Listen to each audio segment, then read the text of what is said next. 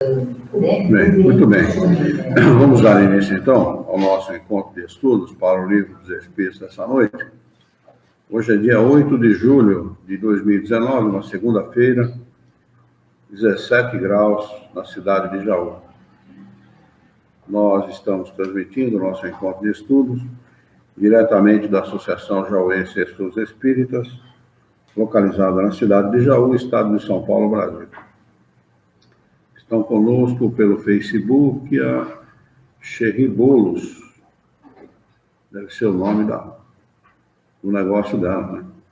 O Alan Chaves, a Vilma Cancela, minha prima de São Paulo, a Benedita Gonçalves, o Pedro Américo, nosso querido amigo, o Nando Ferraz e a Maria Clara Zaneiro, aqui pelo Facebook. Pelo YouTube está a Luciana Herrera. Todos desejando uma boa noite. Nós estamos estudando do Livro dos Espíritos, o livro 2, Mundo Espírita ou dos Espíritos. O capítulo é o 6º, Vida Espírita. A questão é de número 232. Todo mundo lá? Muito bem.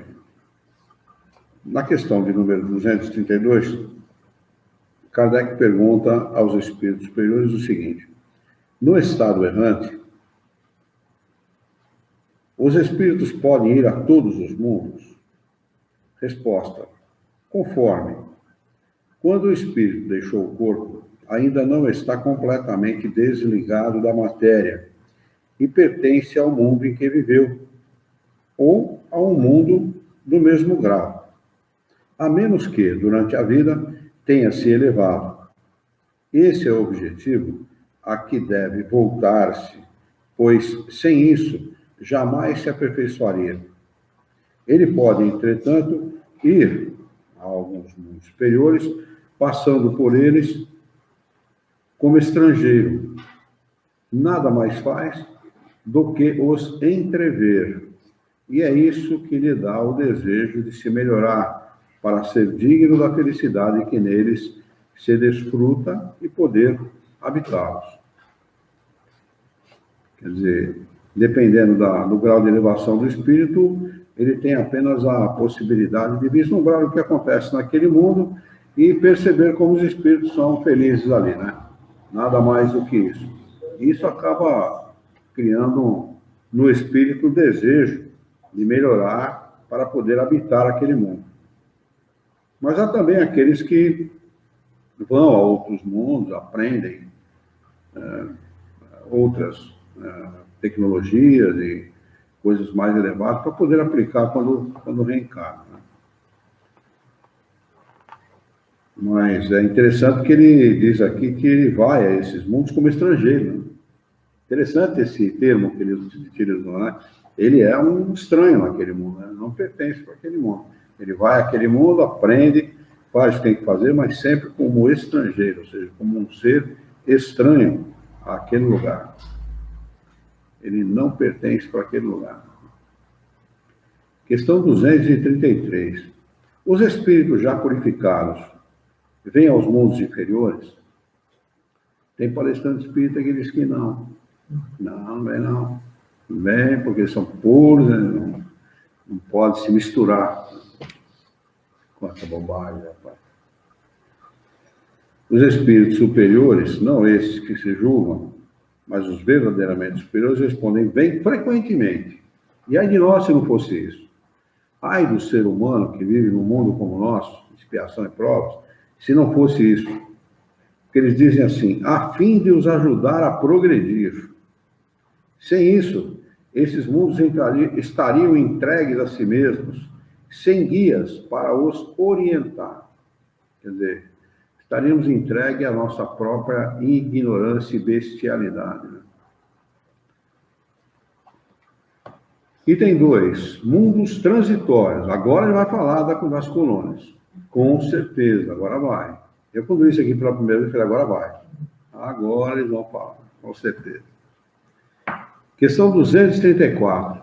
Pergunta: existem, como foi dito, mundos que servem de estações ou de lugares de repouso aos espíritos errantes? Resposta: sim. Há mundos particularmente destinados aos seres errantes, mundos que eles podem habitar temporariamente, espécie de acampamentos, de lugar em que possam repousar de erraticidades muito longas, que são sempre um pouco penosas. São posições intermediárias entre os mundos, entre os outros mundos, graduados de acordo com a natureza dos espíritos que podem atingi-los e que neles gozam de maior ou menor bem-estar. Então, aqui, esses mundos são especificamente para aqueles que ficaram um largo tempo em estado de erraticidade, né? Desencarnaram e passam sem corpo, sem reencarnar, um largo período. E eles dizem frequentemente ou sempre um pouco penosos, quer dizer, não são, não ficam no mundo dos espíritos em estado de felicidade. Estão sofrendo no mundo dos espíritos por um largo tempo e depois a eles é permitido, por um período de tempo, por uma certa temporada, vir a esses mundos, né? Habitar a esses mundos temporariamente. Eles vão continuar respondendo. Questão 234A. Os espíritos que habitam esses mundos podem deixá-los à vontade? Resposta: sim. Os espíritos que se encontram nesses mundos podem deixá-los para seguir o seu destino. Figurai-os como ave de arribação, descendo numa ilha, para recuperarem suas forças e seguirem avante. Então, uma espécie de descanso. Ficam ali temporariamente. Podem deixar no momento em que for necessário, né? Questão 235. Os espíritos progridem durante essas estações dos mundos transitórios? Resposta: certamente. Os que assim se reúnem têm o fito, o propósito de se instruírem e poder mais facilmente obter permissão de ir a lugares melhores até chegar à posição dos eleitos. 236. Os mundos transitórios são, por sua natureza especial, perpetuamente destinados aos espíritos errantes? Aqui que a coisa começa a tomar outro caminho, né? Resposta: não. Sua posição é apenas temporária. Quer dizer, ele não vai ficar para sempre naquela situação. É temporária aquela situação. E ele vai explicar por quê. 236A. São eles, ao mesmo tempo, habitados por seres corpóreos? Resposta: não. É uma superfície estéril. Os que os habitam não precisam de nada. Ou seja, não tem seres encarnados nesse mundo. Se ele é estéril, é porque ele não dá fruto nenhum.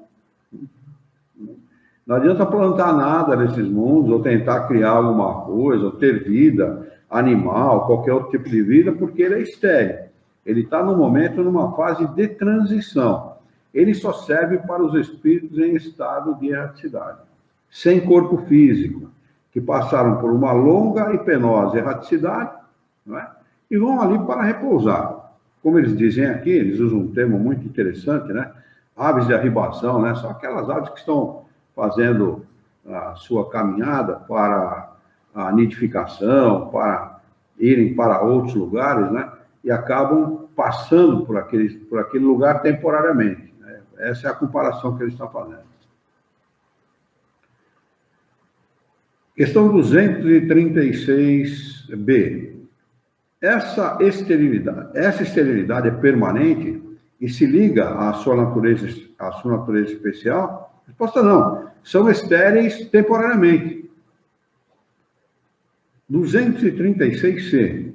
Esses mundos seriam, então, desprovidos de belezas naturais? Resposta: a natureza se traduz pelas belezas da intensidade, que não são menos admiráveis do que as que chamais belezas naturais. Imensidade. Hã? Imensidade. Eu tomei intensidade. Desculpa. Vou ler novamente. A natureza se traduz pelas belezas da imensidade, que não são menos admiráveis do que as belezas chamadas belezas naturais, do que as que chamais belezas naturais. 236D. Sendo transitório o estado desses mundos, a Terra terá um dia de estar entre eles. Resposta: já esteve. 236D, isso é para dar aquela machadada final na cabeça daqueles que acham que existe as colônias. Em que época? Durante a sua formação. O mundo, quando está em formação, ele fica nessa situação e é permitido receber esses espíritos que ficam longo tempo em estado de erraticidade, erraticidades difíceis, né? Esses longos períodos de muito sofrimento, e a eles é dado essa possibilidade de habitar esses mundos em formação para poderem descansar, né? Descansar moralmente, é claro, eles não precisam descansar como nós temos que descansar, né? Para recuperar forças nenhuma. Aí fica a pergunta, porque não está explicado aqui, né? Fica a pergunta, então por que esses mundos servem para isso?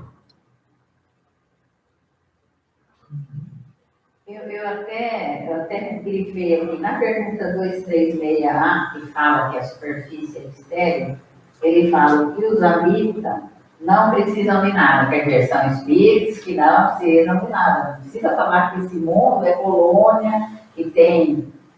sopinha revigorante, banhinho, caminha para deitar, não precisa de nada. Então, são espíritos que não tem que comer, não tem que beber, não tem que vestir, não tem que tomar banho, não tem que ficar acamado em cama nenhuma, não tem que ficar nada. Absolutamente nada. São espíritos completamente diferentes dos espíritos encarnados. Não precisam de nada. Esse nada dele está em letras garrafais e negrito. Eu risquei embaixo. Ou seja, não precisam de nada. Mas a pergunta que eu me fiz, quando eu comecei a entender esse texto, alguns anos atrás, que me fiz foi essa. Então, por que esses mundos servem? Eles têm esse propósito e servem para esse propósito. Porque ele é neutro do ponto de vista fluídico. Né? O nosso é contaminado do ponto de vista fluídico. Né? Os pensamentos dos habitantes da Terra contaminam fluidicamente o nosso planeta. Ou seja, o nosso planeta tem a sua atmosfera fluídica, vamos dizer assim, né? Contaminada pelos aqueles... Exatamente, como é neutro, eles não sofrem a influência. Se eles tivessem que vir habitar, por exemplo, planetas como o nosso, eles sofreriam mais ainda. Né? Enquanto que em planetas em formação, como não há nenhuma espécie de vida, sobretudo vida humana, né? Eles ficam ali realmente descansando, sem serem influenciados por nada. Mais ou menos como quando a pessoa aqui na Terra, acho que é diferente disso, mas uma comparação que dá para fazer quando a pessoa precisa descansar, ela vai para um lugar neutro, um hotel, um spa, né? Um hotel fazenda, alguma coisa assim, para ela poder mudar de ambiente, ficar num lugar onde ela não vê aquilo que é do seu cotidiano, não convive com aquilo que é do seu cotidiano, para limpar a mente, né? Desanuviar a mente, né? Arejar, como a gente costuma dizer, né? Então, o Kardec vai fazer uma explicação bastante interessante a respeito desses mundos transitórios. Diz assim: nada existe de inútil na natureza. Quer dizer, quando o mundo está em formação, ele não é inútil. Ele tem a sua utilidade, né? Cada coisa tem a sua utilidade, a sua destinação. Nada é vazio. Tudo é habitado. Olha, os cientistas foram descobrir que entre um planeta e outro não existe o vazio há pouquíssimo tempo atrás. Kardec já falava isso em 1857. Né? Hoje se sabe que não existe o que eles supunham ser o nada entre um planeta e outro. Né? O espaço vago entre um planeta e outro existe sim alguma coisa, que eles não sabem o que é. A gente sabe. Né? Mas o Kardec já fez essa afirmação lá atrás. Né? Um sujeito que frequentava a Sociedade Parisiense de Estudos Espíritas, né? Um astrônomo, Camille Flammarion, quando ele fala que havia vida em outros planetas, ele era presidente do Centro de Astronomia de Paris. Tá? Ele perde o cargo por causa disso. Quem mandava em Paris, nos cientistas naquela época? A igreja. Falou que havia mundos habitados, perdeu o cargo.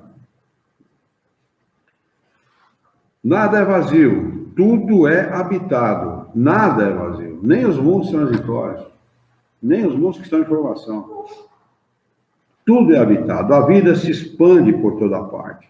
Assim, durante a longa série de séculos que se escoou antes da aparição do homem sobre a Terra, durante os lentos períodos de transição atestados pelas camadas geológicas, antes mesmo da formação dos primeiros seres orgânicos sobre essa massa informe, nesse árido caos em que os elementos se confundiam, não havia ausência de vida. Seres que não tinham as nossas necessidades, nem as nossas sensações físicas, ali encontravam refúgio. Deus quis que, mesmo nesse estado imperfeito, ela servisse para alguma coisa. Quem, pois, ousaria dizer que entre os bilhões de mundos que circulam na imensidade, apenas um dos menores, perdidos na multidão, teve o privilégio exclusivo de ser povoado? Qual seria a utilidade dos outros? Que Deus só os teria feito para recrear os nossos olhos? Suposição absurda, incompatível com a sabedoria que brilha em todas as suas obras, inadmissíveis quando se pensa em todas as que não podemos perceber. Ninguém poderá negar que há, nesta ideia, mundos ainda impróprios para a vida material e, entretanto, povoados de seres apropriados ao seu estado. Alguma coisa de grande e sublime, onde talvez se encontre a solução de mais de um problema. Bonito, né? Essas explicações são admiravelmente bonitas. A dona Cristina está conosco, viu? Está mandando uma boa noite a todos. Bem-vindo, viu, dona Cristina? Prazer tê-la conosco mais uma vez. Item 3. Percepções, sensações e sofrimentos dos espíritos. Questão número 237. A alma, uma vez no mundo dos espíritos, tem ainda as percepções que tinha nesta vida? Resposta: sim, e outras que não possuía, porque o seu corpo era como um véu que a obscurecia. A inteligência é um atributo do espírito, mas se manifesta mais livremente quando não tem entraves. Então, o corpo é um empecilho, um entrave, uma coisa que atrapalha o espírito, né? Ele não se manifesta livremente. Por isso que os espíritos dão o nome do estado, quando o espírito está sem corpo físico, de estado de erraticidade, porque ele está livre, ele está numa situação de liberdade, onde ele manifesta todos os seus atributos, todos, indistintamente. E essa percepção, ela pode ser agradável para os espíritos que já têm uma certa evolução e que gozam de uma certa, vamos dizer assim, percepção das coisas, percebem as coisas de outro ponto de vista. Mas aqueles que não têm essa evolução, aqueles que ainda estão atrasados do ponto de vista moral e intelectual, eles sofrem com isso. Que essa liberdade causa sofrimento. Né? Eles percebem coisas que talvez não gostariam de perceber. Acabam percebendo situações que não gostariam de perceber. A felicidade dos outros, porque os outros vivem daquela maneira. E pior, porque eles não podem estar naquela situação, de gozar aquela felicidade. Né? Então, é uma faca de dois gumes, porque para um serve de felicidade, a percepção aumenta essa felicidade, melhora essa felicidade, ele consegue entender coisas que como encarnado ele não consegue. E para os outros que não têm a evolução, funciona da mesma maneira, ele consegue perceber coisas que ele não conseguiria perceber como encarnado, mas isso traz para ele, ao invés de trazer felicidade, traz infelicidade. Porque ele não pode gozar, usufruir daquela felicidade que ele percebe. E não tem como não perceber, porque ele está livre, né? A percepção dele fica aguçada. Na realidade, não é aguçada, é livre, né? Essa é a palavra. Porque... Oi. Tem pergunta? Onde é que está, que eu não estou vendo? Da Lu. Ah, da Lu, tá. Sabe-se com certeza que ainda pode existir mundos de informação? Sim, claro, filha. Evidente, a Luciana está fazendo essa pergunta. Sabe-se com certeza? Sim, a gente pode afirmar com certeza, porque a própria ciência fala que o universo está em expansão. Se ele está em expansão, porque ele está ainda a criação. E se há a criação de Deus é duas coisas, elemento material e elemento espiritual. Se ele está criando espíritos, esses espíritos vão ter onde habitar. Né? Ou seja, é preciso que haja mais um número maior de mundos. Bom, não precisa nem se falar nisso, né? Aquela explicação do seu Milton Felipe a respeito do número de galáxias conhecidas, são 100 bilhões de galáxias, cada galáxia tem 100 bilhões de estrelas, e que o nosso Sol é de quinta grandeza, lembra do Solzinho desse tamanho, uma sombra imensa de um Sol de primeira grandeza? Quer dizer, não precisa nem... É evidente, né? Evidente que há mundos de informação, há mundos se formando, mundos de informação, mundos nessa situação de caos que Kardec cita aqui, né? E mundos que estão já desaparecendo, porque uns desaparecem e outros são automaticamente formados, né? Os mundos têm prazo de validade, né? Bilhões e bilhões de anos, a gente não sabe exatamente quantos anos, né, de duração, mas que tem um prazo de validade. Eles um dia vão desaparecer, a nossa Terra um dia vai desaparecer, né? Não é para nada que é material existe para sempre. O que existe para sempre é o espírito, ele é imortal, né? Mas o material não. Então o mundo desaparece, outro mundo se forma no lugar daquele, porque os espíritos são criados incessantemente. Deus não cessa a sua criação, consequentemente não cessa de criar mundos para poder habitar esses espíritos que estão progredindo, né? E o espírito em progressão, em desenvolvimento, ele precisa dos mundos para poder habitar e evoluir e progredir. Muito bem. Dando sequência.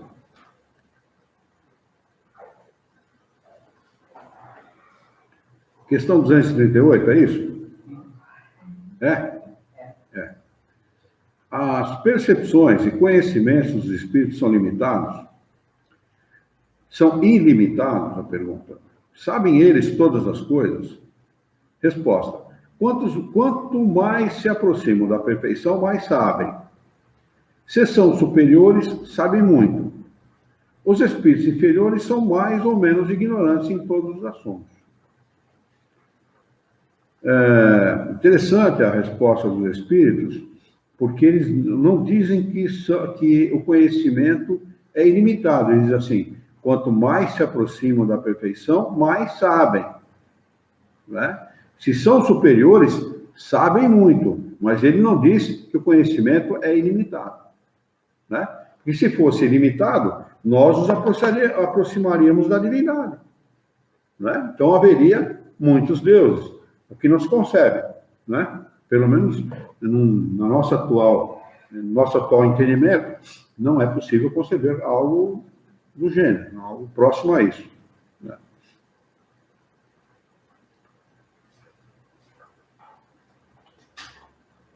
Questão 239.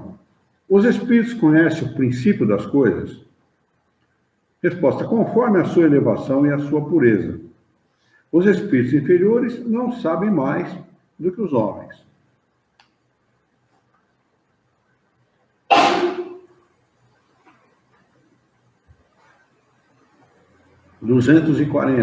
Pergunta: os espíritos compreendem a adoração como nós?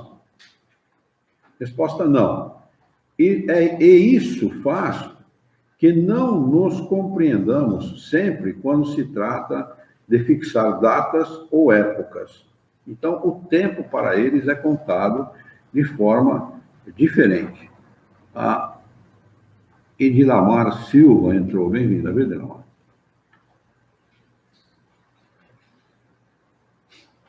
Kardec acrescenta a seguinte explicação. Os espíritos vivem fora do tempo, tal como o compreendemos. A duração para eles praticamente não existe. E os séculos, tão longos para nós, são, aos seus olhos, apenas instantes que desaparecem na eternidade. Da mesma maneira que as desigualdades do solo se apagam e desaparecem para aquele que se eleva no espaço. Questão 241.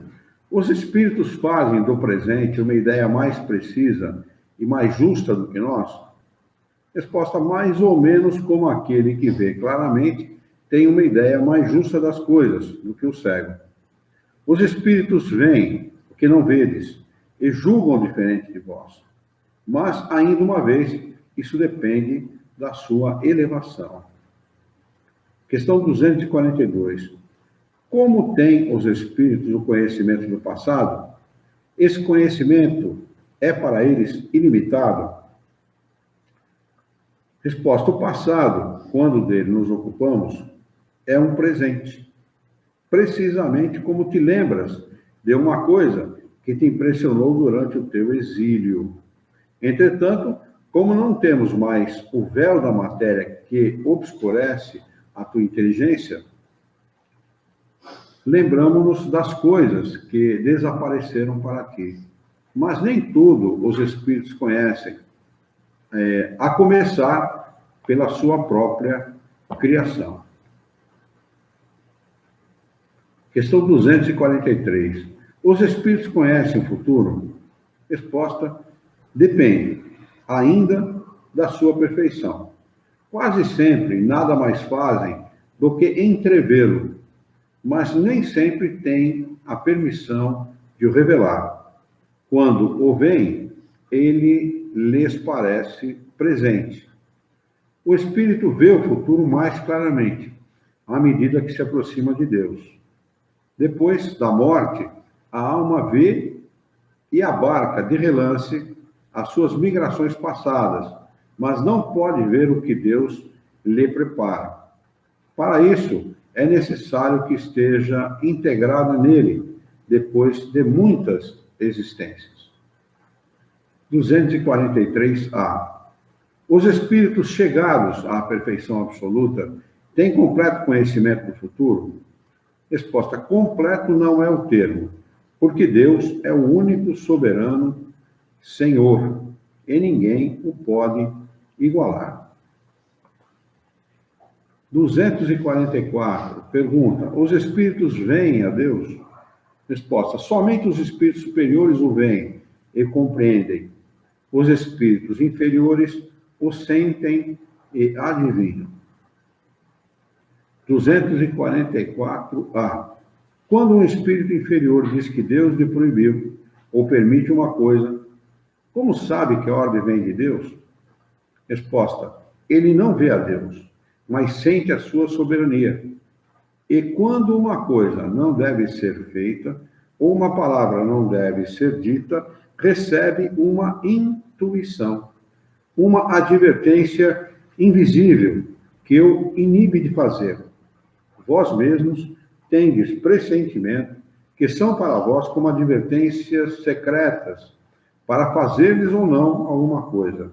O mesmo acontece conosco, mas em grau superior, pois compreendes que, sendo mais sutil do que a vossa, a essência dos espíritos, podemos receber mais facilmente as advertências divinas. 244b. A ordem é transmitida diretamente por Deus ou por intermédio de outros espíritos? Resposta: não vem diretamente de Deus, pois para comunicar-se com ele é preciso merecê-lo. Deus transmite as suas ordens pelos espíritos que estão mais elevados em perfeição e instrução. Questão 245. A vista dos espíritos é circunscrita, como nos seres corpóreos? Resposta: não. É uma faculdade geral. 246. Os espíritos precisam de luz para ver? Resposta: veem pela luz própria, sem necessidade de luz exterior. Para eles não há trevas, a não ser aquelas em que podem encontrar-se por expiação. 247. Os espíritos precisam transportar-se para ver em dois lugares diferentes? Podem ver ao mesmo tempo num e noutro hemisfério do globo? Resposta: como o espírito se transporta com a rapidez do pensamento, podemos dizer que vê por toda parte de uma só vez. Seu pensamento pode irradiar-se e dirigir-se para muitos pontos ao mesmo tempo, mas essa faculdade depende da sua pureza. Quanto menos pura ele for, mais limitada é a sua vista. Somente os espíritos superiores podem ter visão de conjunto.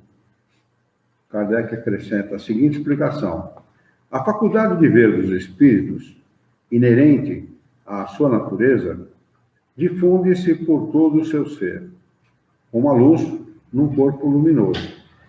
É uma espécie de lucidez universal que se estende a tudo, envolve simultaneamente o espaço, o tempo e as coisas, e para a qual não há trevas nem obstáculos materiais. Compreende que assim deve ser, pois no homem a vista funciona através de um órgão que recebe a luz e sem a luz ele fica na obscuridade. Nos espíritos, a faculdade de ver é um atributo próprio que independe de qualquer agente exterior. A vista não precisa de luz. Questão 248. O espírito vê as coisas distintamente como nós? Resposta: mais distintamente, porque a sua vista penetra o que a vossa não pode penetrar. Nada a obscurece. 249.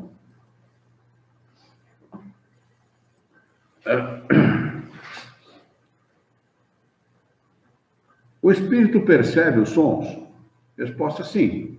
E percebe até mesmo o que os vossos sentidos obtusos não podem perceber.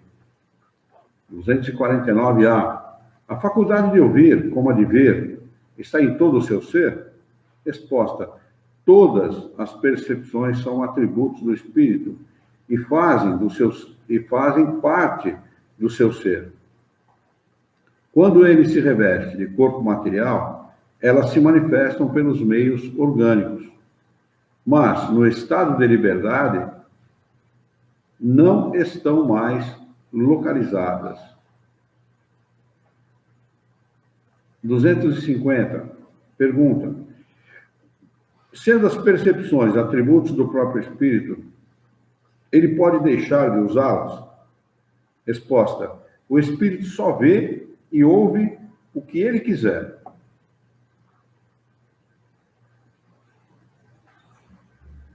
Isto, de uma maneira geral, e sobretudo para os espíritos elevados.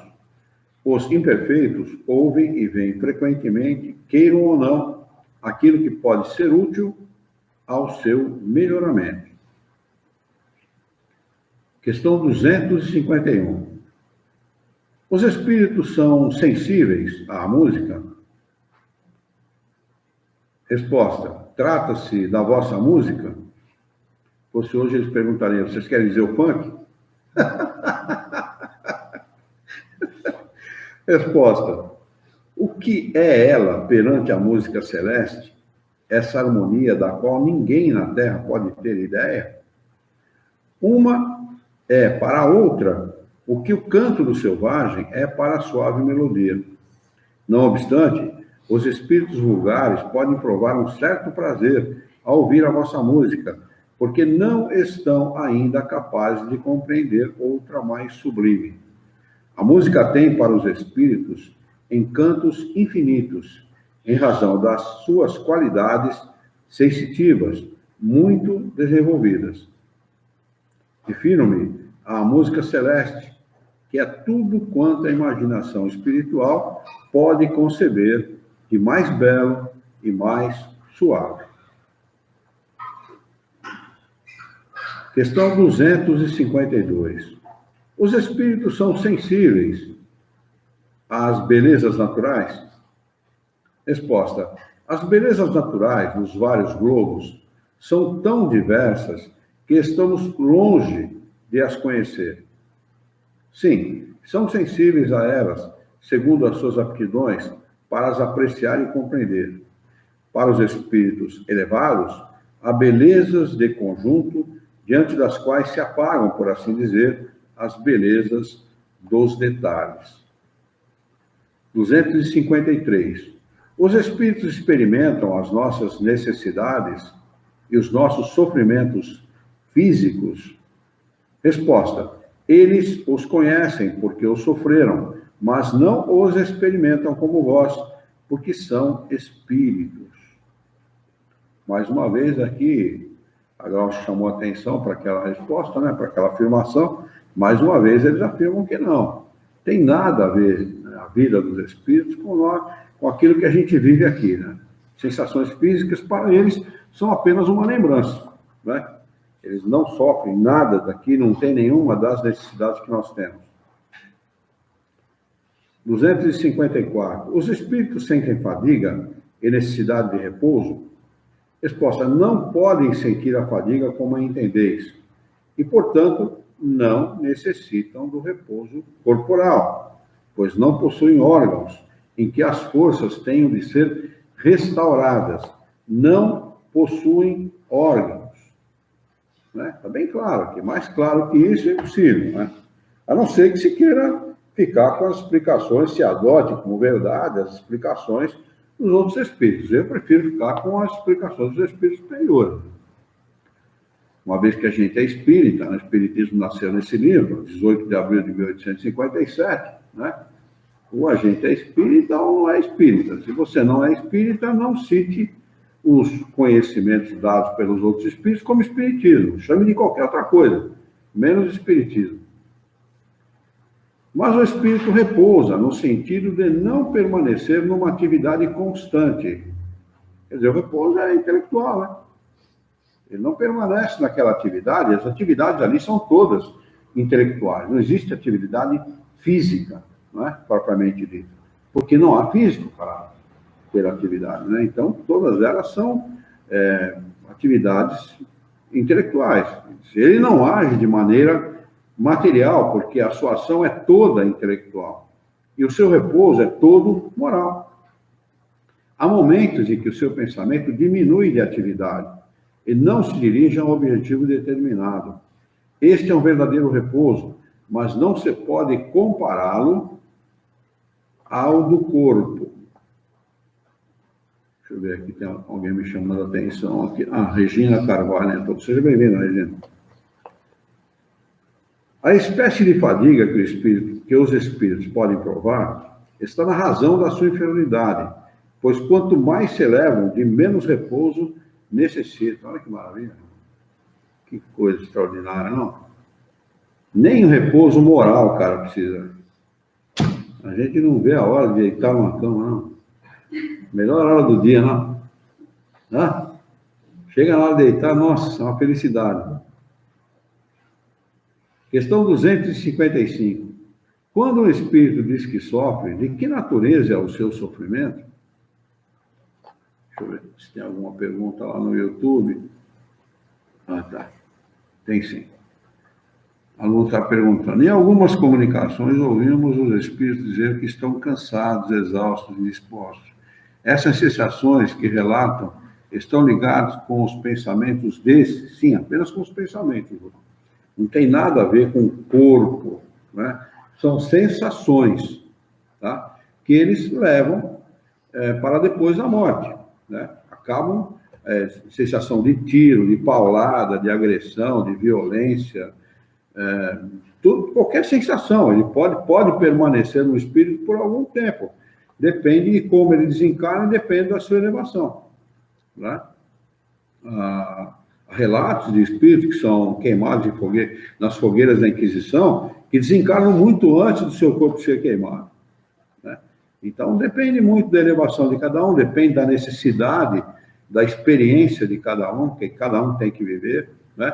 Mas o espírito não sofre nenhuma das sensações físicas que nós sofremos. As sensações são sempre morais, né? São sensações que eles levam para a vida espiritual e são todas de ordem moral, nenhuma de ordem física.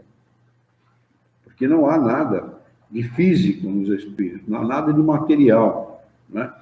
Para que se possa sentir alguma coisa nesse sentido. E ele está explicando exatamente isso. Note a explicação dos espíritos para você ver.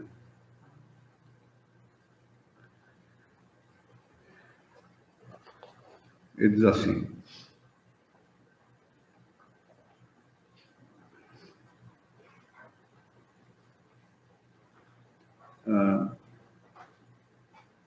a espécie de fadiga que os espíritos podem provar está na razão da sua inferioridade, pois quanto mais se elevam, de menos repouso necessitam. Quer dizer, depende muito da elevação do espírito para ele sentir esse tipo de necessidade. Imagine, necessidade de repouso moral, né? Nem de repouso físico. E quanto mais eles se elevam, menos necessidade de repouso moral eles têm, que dirá o físico que não existe. Na questão 255, ele é específico nesse aspecto. Ele diz assim: quando o espírito diz que sofre, de que natureza é o seu sofrimento? Olha aqui, ó. Angústias morais, que o torturam mais dolorosamente do que os sofrimentos físicos. Porque o sofrimento moral, ele é mais angustiante que o espírito, né? Pela razão de que o espírito não tem nenhum tipo de subterfúgio, né? Aqui, o espírito encarnado, ele pode usar um barbitúrico, ele pode usar um analgésico, ele pode usar um sonífero, né? Ele pode dormir. Sempre há uma maneira de se disfarçar o sofrimento. No mundo espiritual, não existe essa possibilidade. No mundo espiritual, ele vai viver sofrimento intensamente, como ele diz aqui. Angústias morais que o torturam, é essa palavra que ele usa, mais dolorosamente que os sofrimentos físicos. Então, o sofrimento físico, em relação ao moral, não é nada. O meu querido primo José Augusto está conosco. Bem-vindo, Zé. Seja bem-vindo entre nós. Então, é muito interessante observar a afirmação dos espíritos, porque muita gente julga sofrer muito aqui na matéria. Tem gente que defende a eutanásia, imagine vocês. Há defensores da eutanásia, porque diz que não concordam em estar encarnados num corpo que não serve para mais nada, num corpo que não tem nenhum tipo de atividade, que está sofrendo intensamente. Se a pessoa que é a favor da eutanásia, que pratica a eutanásia, soubesse o que ele está fazendo contra ele mesmo, e o quanto ele vai sofrer pela decisão que ele tomou, jamais ele tomaria essa decisão de extinguir a vida antes do momento correto, antes do momento aprazado pelo Criador. Na 256, ele faz uma pergunta também a respeito do sofrimento físico. Ele diz assim: como alguns espíritos se queixam de frio ou calor? Resposta: lembrança do que sofreram durante a vida, e algumas vezes tão penosa como a própria realidade. Frequentemente, é uma comparação que fazem para exprimirem a sua situação. Quando se lembra do corpo, experimentam uma espécie de impressão, como quando se tira uma capa e, algum tempo depois, ainda se pensa estar com ela, né? Ele podia também comparar, por exemplo, quando a pessoa perde uma perna, um braço, e ainda imagina ter a perna e o braço, né? Há muitas pessoas relatam esse tipo de sensação. Pensam ter o pé que foi amputado, a mão, a perna, o braço que foi amputado, né? São sensações que permanecem mesmo.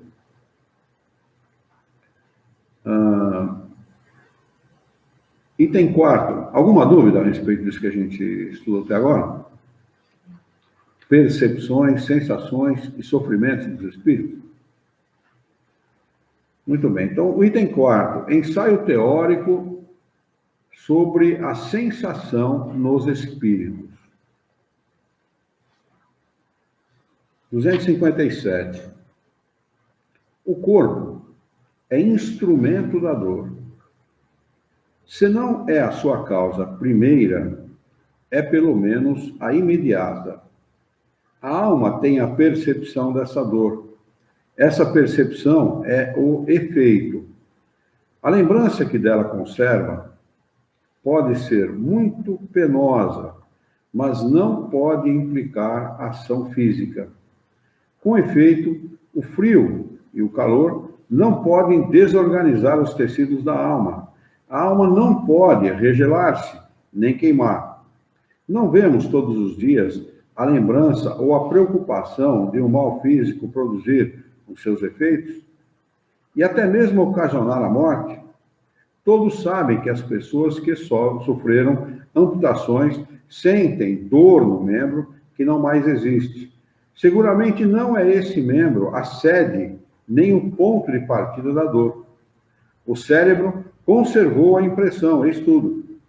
Podemos, portanto, supor que há qualquer coisa de semelhante nos sofrimentos dos espíritos, depois da morte.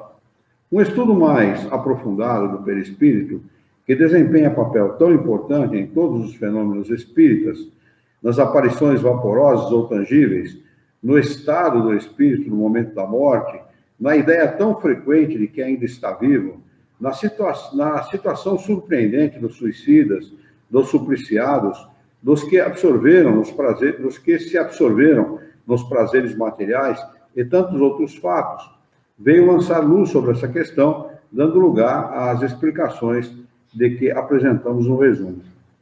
O perispírito é o liame, a ligação que une o espírito à matéria do corpo. É tomado do meio ambiente do fluido universal. Contém, ao mesmo tempo, eletricidade, fluido magnético e, até certo ponto, a própria matéria inerte. Podemos dizer que é a quintessência da matéria. É o princípio da vida orgânica, mas não o da vida intelectual. Então, são duas coisas totalmente distintas. Vida material, vida orgânica, vida física é uma coisa, e vida intelectual é outra completamente diferente. A vida orgânica é própria do corpo, e a vida intelectual é do espírito. O corpo não tem inteligência. São duas coisas distintas. É também agente das sensações externas. No corpo, estas sensações se localizam nos órgãos, que lhes servem de canais. Destruído o corpo, as sensações se tornam generalizadas. Eis porque o espírito não diz que sofre mais da cabeça que dos pés. É necessário, aliás, nos precavermos de confundir as sensações do perispírito independente com as do corpo. Não podemos tomar estas últimas senão como termo de comparação e não como analogia, porque não é a mesma coisa, está vendo? Interessante essa afirmação, porque ele está fazendo uma distinção formal, né, literal, expressa entre corpo físico e perispírito. Não tem analogia. Uma coisa é o cara ter dor no pé. Quando ele está desencarnado, jamais ele vai dizer tenho dor no pé, do meu perispírito. Ele pode até levar para outra vida uma sensação de dor no pé, mas ele não tem mais pé. Então, por isso que ele diz assim, olha, a afirmação, notem como é interessante. É necessário, aliás, nos precavermos de confundir as sensações do perispírito independente com as do corpo. Não podemos tomar estas últimas como termo de comparação e não podemos tomar estas últimas senão como termo de comparação e não como analogia. Ou seja, não é análogo. Sensação de dor no pé não é análogo à sensação de dor no pé do perispírito, porque perispírito não tem pé. Tá? Então, afirmação literal aqui. Tá? Muita gente fala, não, o perispírito tem corpo. Não tem. O espírito tem corpo. O corpo perispiritual não é um corpo como o nosso. Não tem nada a ver com o nosso corpo físico. Ele não tem essas mesmas características do corpo, órgãos, etc. Não tem a mesma coisa. Completamente diferente. Né? O que ele leva para outra vida, o que ele leva para a vida como desencarnado, são apenas as sensações do que ele viveu aqui. Apenas as sensações. Ele pode se exprimir segundo essas sensações, mas não é análoga ao corpo perispiritual. Não tem termos de comparação. O perispírito, para servir só como reconhecimento? O perispírito só serve de ligação com a matéria. E serve para o espírito formar, dar a aparência que ele quiser em função da sua necessidade. Para ser reconhecido pelo outro. Né? Ele vai, por exemplo, ele vai promover um fenômeno de efeito físico, num trabalho de efeito físico. Então, ele se utiliza do perispírito para formar um corpo e, através daquele corpo que ele vai formar, pelo seu pensamento, se manifestar. Mas é sempre temporário, não é definitivo, porque não é um corpo. Ele só é análogo a um corpo segundo as circunstâncias. Ele forma um corpo, normalmente não é um corpo completo. Tem cabeça, mas às vezes tem mão, mas não tem a outra, tem parte do corpo, não tem a parte de baixo do corpo. Ele não anda, ele desliza. Em fenômenos de efeitos físicos acontece assim, dessa forma. Né? Então, às vezes, não é um corpo completo. Raramente é formado um corpo completo, com pé, mão, etc. Né? A Kate King foi uma dessas raridades. Né? Inclusive, andava de braço com o William Crookes pelas ruas. Né? O William Crookes pesou... Hã? A ideia de fantasma que eles fazem. Sim, é tirada disso. Né? Que normalmente o fantasma ele é descrito como algo que desliza, que flutua, né? E não como algo que caminha, como nós caminhamos. Né? Então é por aí. O corpo perispiritual, malgrado a vontade desses pesquisadores que querem fazer analogia entre uma coisa e outra, não é análogo ao corpo físico, não é. Tem funções diferentes. Embora ele seja a matéria, a função do perispírito não tem nada a ver com a função do corpo. A função do corpo é uma, a função do perispírito é outra, completamente diferente. Chega no momento em que o espírito é um espírito puro e que ele só tem um perispírito com a função de poder agir sobre a matéria, uma ligação entre ele e a matéria, apenas isso. Que função teria um pedaço de fio elétrico na nossa mão? Nenhuma. Né? Mas nós poderíamos usar para fazer, por exemplo, temporariamente uma ligação entre uma coisa e outra, não poderíamos? Mais ou menos, muito mal comparando, é mais ou menos isso.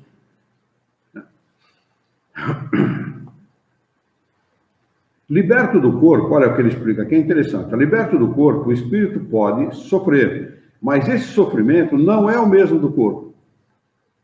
Quer dizer, fica claro e objetivo. O cara desencarnou com um tiro no coração. Pô, eu sinto o tiro e sinto meu peito doer. Ele não tem nem tiro, nem peito.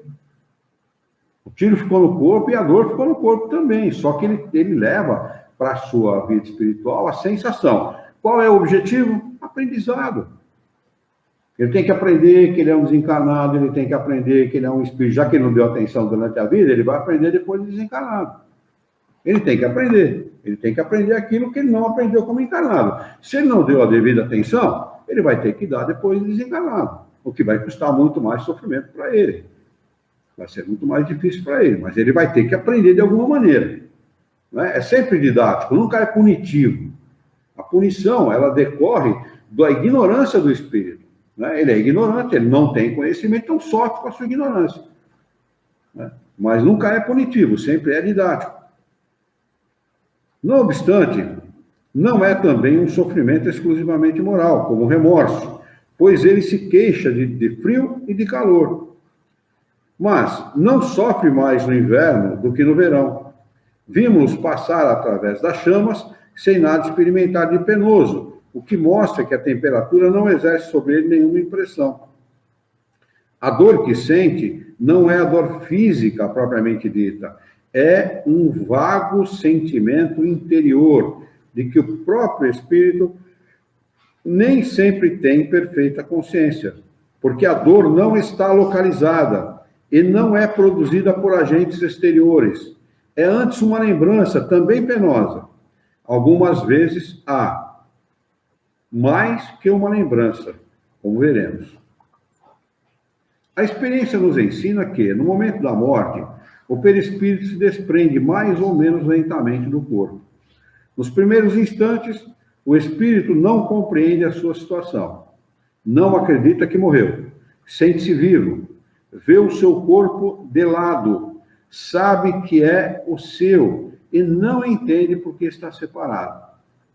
Esse estado dura o tempo em que existir um liame, uma ligação entre o corpo e o perispírito.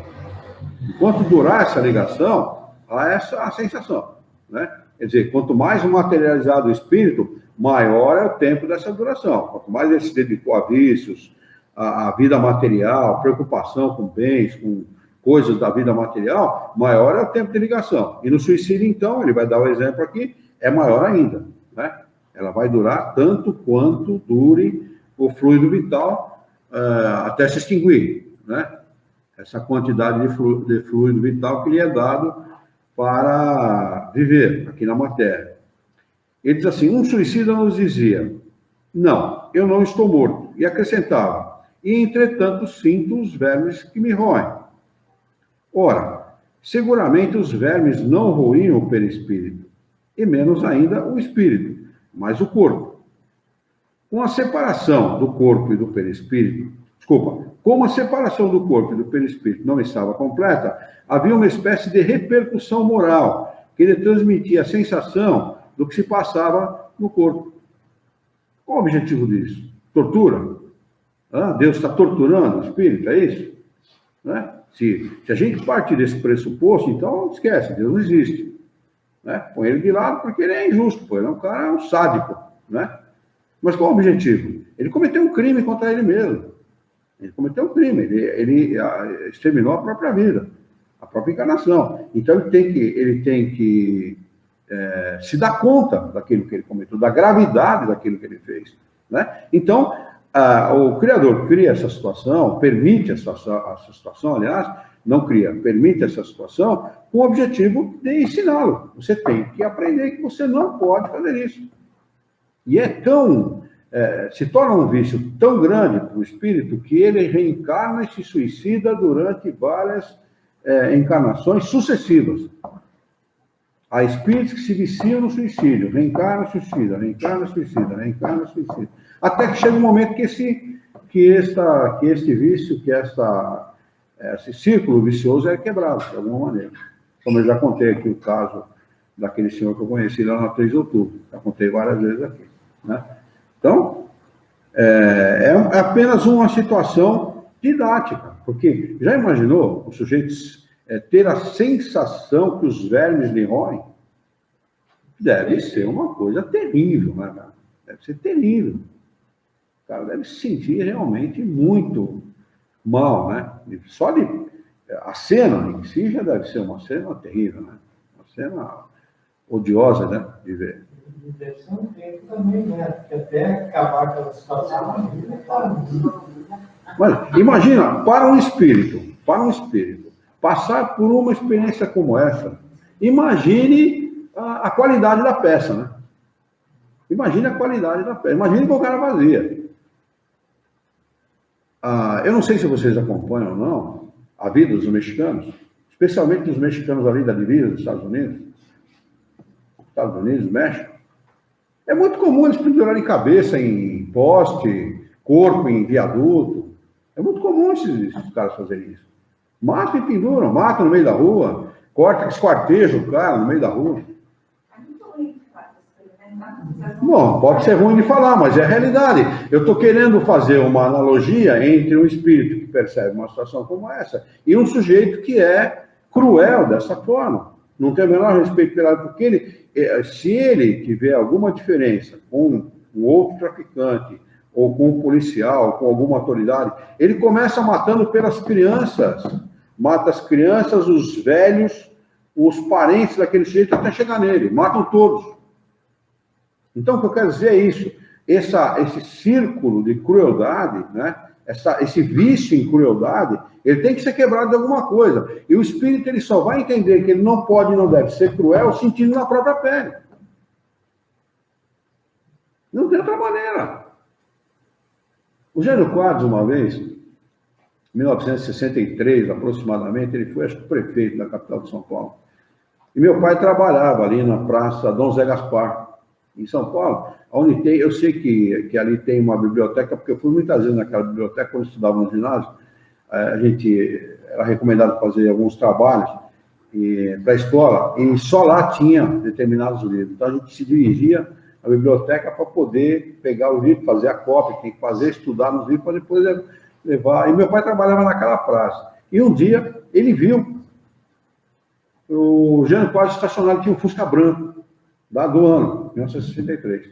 Estacionou o Fusca e saiu. Foi lá para o lado da 7 de Abril, porque ali pertinho, 2 quadras mais ou menos, 1 quadra e meia, é a Rua 7 de Abril, Barão Tapetininga, centro velho de São Paulo, né? E meu pai ficou observando, porque ele viu o Jânio, ele conhecia o Jânio Quadros, ele era janista, né? É rua só de pedestre. Hã? Rua só de pedestre. Ali é praça, não circula poucos lugares. Agora, se eu não me engano, nem circula mais onde circulava nessa época que eu estou falando. Ainda tinha uma ligação entre a Avenida São Luís, se não me falha a memória, e 7 de Abril. Ainda tinha aquela ligação. Agora, acho que nem isso tem mais. Muito bem, meu pai ficou observando. Meu pai era muito observador, né? E ele viu que o Jânio Quadros foi na direção da Rua 7 de Abril e viu que o guarda, e sabia que o guarda estava circulando, multando quem estacionava errado. Né? E o Jânio Quadros tinha estacionado errado. Ele falou, eu quero ver o que vai acontecer, porque o homem é autoridade, né? E disse que o guarda estava na frente do carro fazendo a multa e o Jânio Quadros chegou. Então, o cara imediatamente, pois não, o senhor não pode continuar a fazer sua multa. Não, mas doutor, não, o senhor vai continuar, o senhor vai acabar de fazer a multa, eu vou assinar a multa, eu faço questão de pagar a multa. O senhor é uma autoridade, o senhor tem que cumprir a sua função, e se eu estou errado, eu tenho que arcar com as minhas responsabilidades. Ele falou, o senhor sabe onde que é a maior dor que um homem pode sentir? Ele falou, não, ele falou, no bolso. Por isso que o senhor tem que fazer a multa. Né? Então, quer dizer, fazendo uma comparação entre isso que falou o Jânio Quadros para o guarda e um sujeito cruel, como são esses mexicanos, esses traficantes de drogas, esses marginais, né? É assim, a única maneira que o Criador encontra para poder fazer com que essas pessoas percebam a estultícia que estão cometendo, a estupidez que estão cometendo, é essa. Ele tem que sofrer no corpo aquilo que ele faz os outros sofrerem. É didático. Né? A punição está na ignorância do espírito. Ele se sente punido porque ele é ignorante. Né? Ele não levava em consideração o bem-estar alheio, não tinha respeito nenhum pelo bem-estar alheio, pela vida alheia, não tinha respeito nenhum. Né? Então, é ignorante das coisas. E sequer considerava esse tipo de situação. Não levava nem em consideração, porque se levasse em consideração, não fazia. Não faria, né? Não cometeria esse tipo de absurdo. Né? Você tem que já passamos por isso, então. Com certeza, podemos ter passado. Eu acho que a gente não sabe dizer assim, passamos efetivamente. Porque há espíritos que não precisam passar por isso. Há espíritos que vamos dizer assim, eles se adiantam a ponto de não ter que passar por determinadas situações. Mas se o espírito, se ele for renitente no mal, se ele persistir no mal, fatalmente ele vai passar. Nenhum espírito é criado para ser destruído, vamos dizer assim, como querem os religiosos. Não existe isso. O espírito ele é criado para ser feliz. Ele é criado para progredir, né, e ser feliz. Se ele insiste no erro, ele vai haverá, neste caso, a compensação, que é a lei de causa e consequência, né? A lei de causa e consequência vai agir, vai mostrar para ele, não é assim, você não pode agir desse jeito. E ele vai acabar compensando essa situação, porque é natural. O sujeito, ele é burro até um certo ponto, né? Chega um momento que ele desperta, né? Peraí, vamos dar um tempo, porque para mim não serve, né? Eu tenho que reparar de alguma forma isso. A Lia Rieger entrou também. Bem-vinda, Lia. Então ele diz aqui, ele afirma, ora, seguramente os vermes não roíam o perispírito, ou menos ainda o espírito, mas o corpo. Mas como a separação do corpo e do perispírito não estava completa, havia uma espécie de repercussão moral que lhe transmitia a sensação do que se passava no corpo. Repercussão não é bem o termo, pois poderia dar a ideia de um efeito muito material, e não há mais efeito material nenhum. Uma vez desligado o espírito, não há efeito material, né? O que há um efeito moral drástico, violento, né?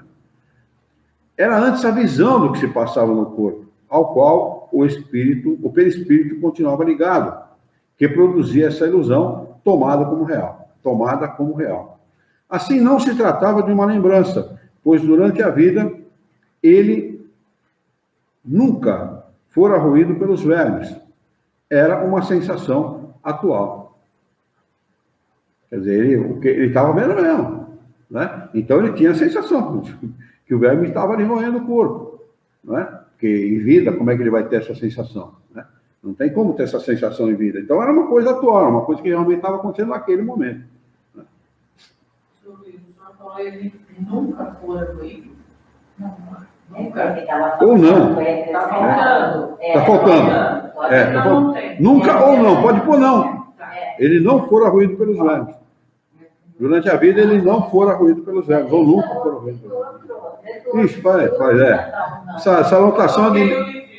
essa anotação ela tem 14 anos. 14 anos atrás. E ele segue dizendo, vemos, pois, as deduções que podemos tirar dos fatos quando atentamente observados. Durante a vida, o corpo recebe as impressões e as transmite ao espírito, por intermédio do perispírito. Olha para que serve o perispírito, tá vendo? Essa é a função do perispírito. É uma ligação mesmo, é um elo de ligação. Ele recebe as impressões e transmite para o espírito, como recebe as ordens do espírito e transmite para o corpo. Esse é o objetivo do perispírito, é único. E não teria outro meio, o espírito não seria capaz de fazer a transmissão e a recepção das sensações se não fosse esse elo entre um e outro.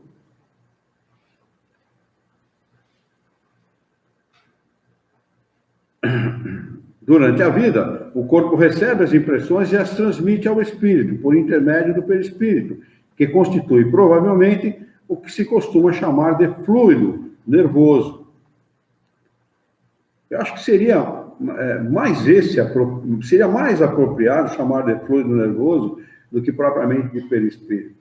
Que é um fluido nervoso mesmo, né? Ele é capaz de perceber, de sentir e transmitir, como o nervo, né? Como os nossos nervos são, né? Essa sensação é porque ele não desligou, o perispírito não está desligado totalmente. Tá? A sensação é mais do visual. Ele está ligado ao corpo porque existe ainda fluido vital. O perispírito não pode se desligar. Como o perispírito não pode se desligar, o espírito fica ligado também. Ele está ligado ao perispírito, né? Então, ele vê os bichos de comerem e sente, pelo visual, ele sente horror. Ele não está sentindo dor, mas horror de ver aquilo que está acontecendo, né? Não há aquela historieta que se conta de que um sujeito estava internado e o sujeito... Internado não. Falou, eu vou te amarrar, eu vou vou seccionar uma artéria do teu corpo e você vai ficar sangrando a noite inteira até morrer. E o sujeito amarra ele numa maca, né? E coloca lá um barulho de uma gota pingando num objeto metálico. E ele ouve pingar, né? Chega de manhã ele está morto. E não tinham cortado nada, não havia feito nada. Apenas a sugestão matou o cara. Diz que é verídico isso, não sei se é verdade, mas é possível. É plenamente possível. Vamos acabar só com esta parte aqui para a gente poder encerrar. O espírito desligado do corpo experimenta a sensação, mas como essa não lhe chega por um canal limitado, torna-se geral. Como o perispírito é apenas um agente de transmissão, pois é o espírito que possui a consciência, deduz-se que, se pudesse existir perispírito sem espírito, ele não sentiria mais do que um corpo morto.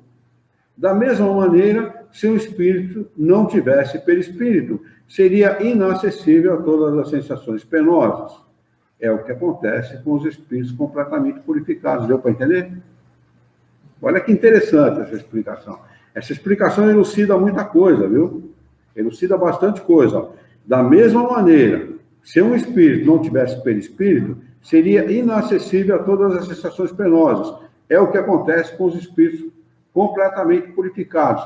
Eles não estão sem perispírito totalmente, mas eles estão inertes a essas influências, porque eles não vivem em lugares como nós, né? Eles não são alcançados por essa influência, né? O seu perispírito já tem qualidades completamente diferentes das do nosso, então não estão mais acessíveis a essas influências.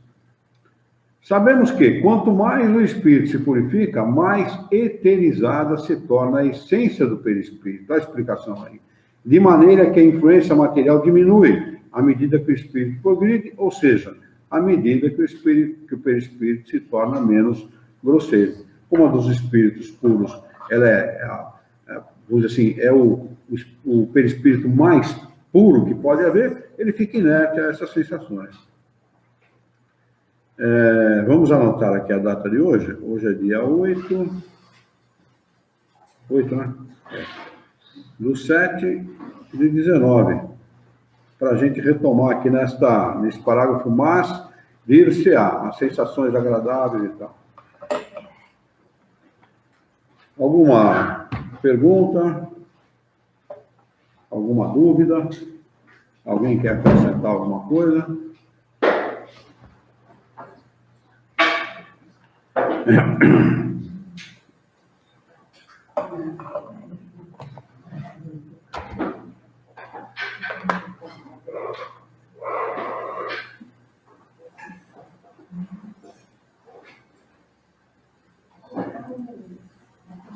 Podemos encerrar? Vamos, então, elevar o nosso pensamento, mentalizar a figura excelsa e amiga de Jesus, ele que é o nosso mestre, é o nosso modelo e guia da humanidade, e juntos com Jesus, nos dirigir ao Criador, ao Senhor da vida, fonte inesgotável de paz, de amor, de bondade, de misericórdia e justiça, para agradecê-lo muito pela oportunidade de aqui estarmos reunidos em seu nome, para discutir as questões propostas pelo Livro dos Espíritos dessa noite. Queira a vossa bondade, o vosso amor, a vossa misericórdia, que tenhamos bom ânimo, coragem, determinação, ideias renovadas, alegria de viver e muito entusiasmo, para que nós possamos trabalhar, sermos úteis à sociedade em que vivemos e, desta forma, dignificar a vida. Auxilia-nos ainda, Senhor, dá-nos a coragem necessária para que nós possamos orientar a própria existência por um profundo e sincero respeito pelo nosso próximo. Em teu nome, em nome de Jesus, em nome dos bons espíritos, em nome do nosso diretor espiritual e de toda a sua equipe, nós declaramos encerrado o nosso encontro de estudos dessa noite, e que assim seja.